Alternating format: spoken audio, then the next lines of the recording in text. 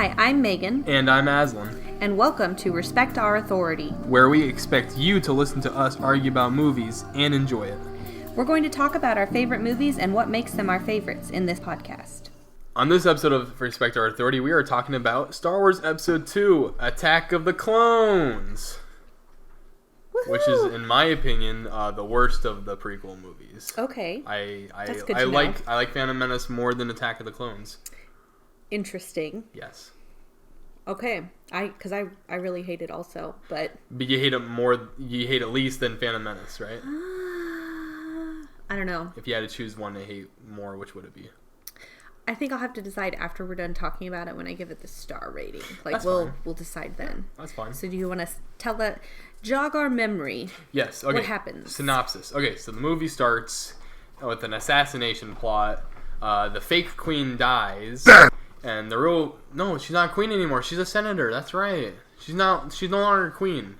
No more queenie stuff. Okay. She's a senator now. But she still wears some pretty cool outfits. Yeah, the fake one dies, and then after the assassination plot failed, two Jedi Knights were tasked to protect her, which was Obi-Wan Kenobi and the very hormonal. I thought you were gonna say horny.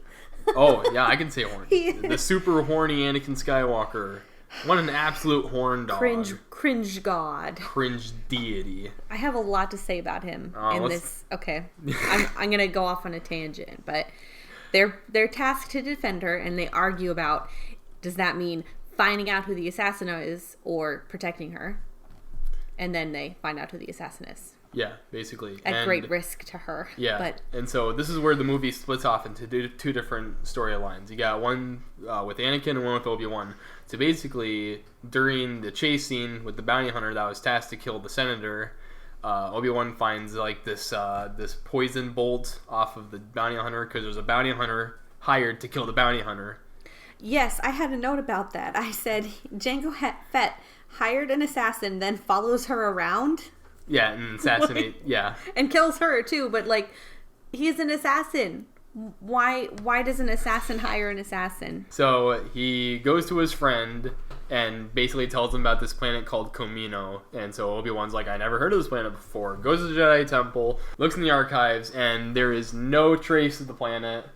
And then suddenly Obi-Wan studies the map and he's able to pinpoint where the planet's supposed to be. He goes there and he finds an entire clone army being mass-produced because a old dead Jedi commissioned for the army to be made. I'm not sure if this Jedi named Sifo Dyas paid them beforehand or just said, hey, yeah, make this army and they'll probably pay you. Because, he doesn't have... Was he, breaking rules, or did they know he was They must not have known he was doing it. No, they had no idea about the clone army until Obi-Wan got there. Obi-Wan meets the bounty hunter that assassinated the bounty hunter and basically follows him around to another planet called Geonosis, where he gets caught spying on the leaders of this new faction called the Separatists, who are breaking away from the Republic. Basically, he gets captured, and that's where Obi-Wan's story takes a pause. So we go back to Anakin. Now Anakin, for some reason, was tasked by the Jedi Council to guard Padme, who... he's already shown to be really creepy around Padme. So they go to Padme's very, very romantic planet, Naboo, where nothing will happen. Dream prime honeymoon location. It's beautiful. Oh, yeah, the CGI did really well with the... I'm not sure if... I think it was all CGI, but it looks nice anyways. It's like the whole Rivendell thing in Lord of the Rings. It's all CGI, but it looks really beautiful. Yeah, they go there... hang around until Anakin gets nightmares about his mom dying, and then he's like, I want to go find my mom, and Padme is like, okay, and so they go to Anakin's home planet that we saw in the last movie, Tatooine. Anakin finds where his mom was sold to by Watto, because Watto sold his mom because they were slaves to this guy named Lars, and Lars fell in love with Anakin's mom and marries her, and she gets abducted by Tusken Raiders. Anakin finds his mom, she dies in his arms, and then he goes on an absolute murder spree and kills literally everything that moves. And then Anakin comes back and is like, I killed them all. I killed them all. Not just the men, but the women and children too. And that's the first moment where I start to look at Padme and be like, what are you doing? What are you doing with this guy? Well, okay, that's not the first moment, but that's the first example of her really overlooking Anakin's mental state, horrendous behavior, and his poor mental state. Yeah, so basically, after Anakin's mom died, Padme sees a transmission sent by Obi-Wan that he needs help, and Padme's like, oh, we have to go help him, and Anakin actually doesn't want to go help him, because, like, oh, the Council tasked me to protect you, and she's like, well, I'm going there, so you have to protect me, and whatnot. And so basically, they go to Geonosis, they go through the droid factory, and they get captured too, and then they get thrown in this big coliseum where a bunch of... They're each assigned their own super cool alien monster. that will kill them viciously. And I loved that scene when I was a kid. I loved those monsters. Oh, yeah, no. They're cool. And then out comes Mace Windu and all the other Jedi, and they fight in a whole army of droids that's pretty cool.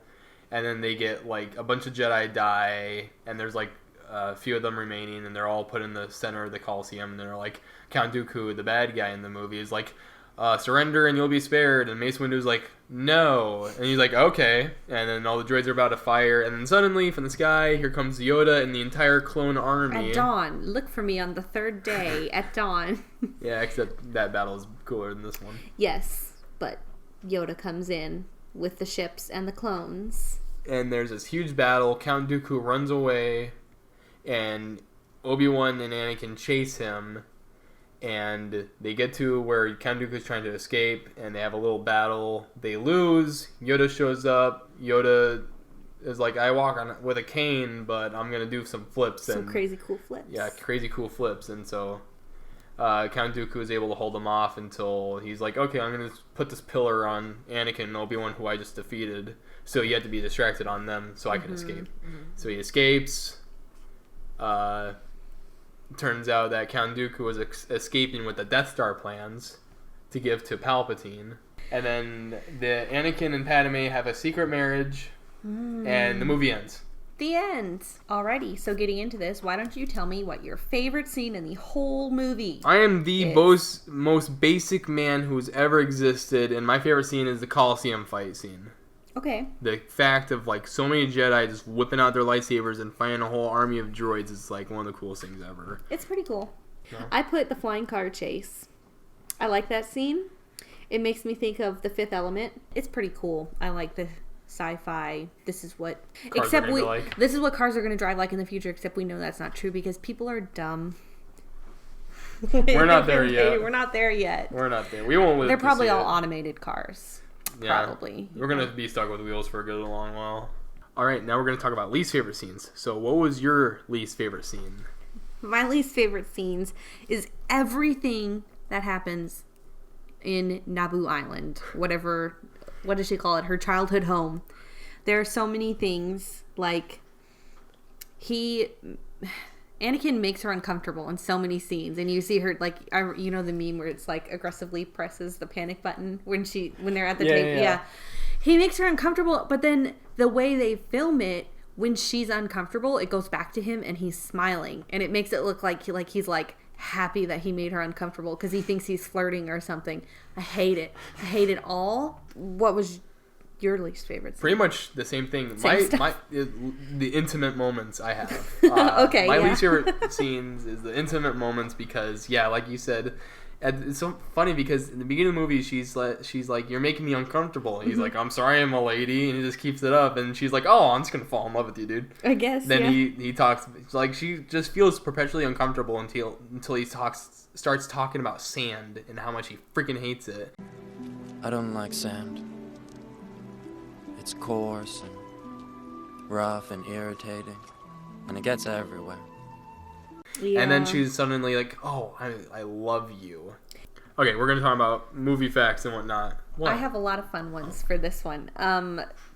First thing, the pilot, I can't remember his name, but he says something right the minute when he and Padme land in the little cruiser and jump out onto the landing pad. He's like, there was no danger at all. Directly following that, we have, like, Padme's body double dying, and I think her name is Corday. That sounds right. Anyway, in one of the scenes where like Padme's like talking to her, I noticed that she's barefoot. So I don't know if the explosion literally knocked her socks off, or if she was like, I'm wearing this long dress, it's touching the floor, no one will see my feet. Who knows? I know shoes were a thing, but she is not wearing them. Well, maybe it's a Naboo tradition. You don't know. It could be. I don't know. Couldn't say with royalty because she's not queen anymore. She's a senator now. Yeah, maybe only the queen is allowed to wear shoes. Yeah. Anyway, her feet are dirty too, which I mean, if you're walking around barefoot, I guess if you can visually see that the feet are dirty, then I guess she has been walking on her bare feet. So that's interesting. Interesting thing to notice. Any more facts? A lot. I have a notebook when I watch the movie and I write facts, but I wrote, no one tells Anakin to cool it. Because there's so many times like he awkward, like it's like when a couple fights in front of you and everyone's like, well, this is awkward. And there's so many times where that happens where like, it's later in the movie, but when they're on Naboo and she's talking about where she wants to go and she's like, excuse me, this is my home planet, I know where I want to, or something, and he's just like always trying to tell her what to do, and it's awkward because she's significantly older than him. Maybe this is why they were doomed. She's older than him, and they awkwardly fight in front of people. So okay, what is your fun fact? My fact is that R2-D2 saved the whole movie, the whole series, the whole saga, because the part where Padme is like stuck in the little cauldron that holds the molten metal or whatnot, and R2 just like stops it. If R2 wasn't there and he didn't have the little jetpack thing that he had, that's like used twice in like the whole series or saga. If it wasn't for the fact of R2, Amidala would have died. I know we wanted to talk about, for each one of these, where they say, I've got a bad feeling about this. Mm-hmm. Do you know where it is? I'm covering my notes. In this movie? Yeah. Do you know where it happens? I want to say I do, but I can't remember right now. Okay. It's in the Colosseum. I guess before, like, the monsters come out. I've got a bad feeling about this. Okay. Which, no duh, you're chained to a post. You would think, yeah, Anakin, maybe something bad's gonna happen. Oh, Anakin's the one that says it? Yeah, it's definitely the one where it's like, no dip, Sherlock. Of course you have a bad feeling. Did you want to talk about, you've told me about it before, how Mace Windu gets a purple lightsaber? I like that story. Yeah, because originally in like all the promotional art in the video games that they made before Attack of the Clones came out, Mace Windu was shown having a blue lightsaber. Mm-hmm. But yeah, Samuel L. Jackson just really wanted a purple lightsaber, and I think George Lucas just said fine, and just went with it, and just said in the lore that purple crystals are exceedingly rare. Okay, that pretty much wraps up Attack of the Clones. So, what star rating do you give it? I feel like I'm being too generous with the stars, so I'll say 4 stars. 4 stars. I like the chase scenes. The factory scene is cool. There's a couple good scenes, and Jar Jar is barely in it, so he's still in it, though. they get an extra half star for him not really being in it too much. All right, make it over. You're giving stars. Whoever wants that free stuff. You get a star. You get a star. Everyone gets a star. And what about you? I gave it freaking 1 star out of 5. Yeah, no. Why? I really just didn't like this movie because the scene. There's too many love scenes between Anakin and Padme. Just with Anakin awkward. Being weird and Padme feeling just perpetually uncomfortable, and we're made to believe that they're gonna fall in love and whatnot. And the only cool scene is like with all the Jedi in it and whatnot. And there's not really any scenes I particularly like. It's just a lot of running around and I don't know. Escapades? Yeah. You don't like escapades? No. I do. Okay, so that means its average star is like 2 stars. Yeah, let's give it 2 stars. So we gave it more stars than Phantom Menace. I don't know how I feel about that. We gave it less stars. I'm than sorry. Phantom Menace. Yeah, that's what I meant. We gave it less stars, so I don't know how I feel about that. But I know how I feel about it. Okay. All right. All right.